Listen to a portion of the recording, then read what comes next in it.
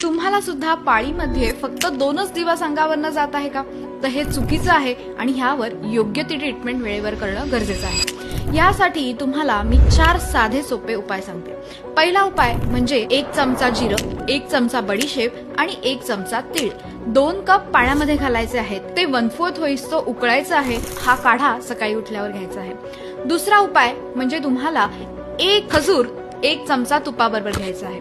तिसरा उपाय म्हणजे तुम्हाला बाळंत शेपा 1 चमचा गरम पाण्याबरोबर पाळीच्या आधी 7 दिवस रोज घ्यायचे आहेत। आणि चौथा आणि महत्वाचा उपाय म्हणजे जेवणाआधी चिमूटभर केशर आणि अर्धा चमचा जिरं हे त्याची पूड तुम्ही जेवणाच्या आधी घ्यायची आहे। हे 4 उपाय तुम्ही जरूर करा आणि त्याबरोबर तुम्हाला जर आयुर्वेदिक ट्रीटमेंटची त्याबरोबर गरज असेल तर जरूर मला संपर्क करा।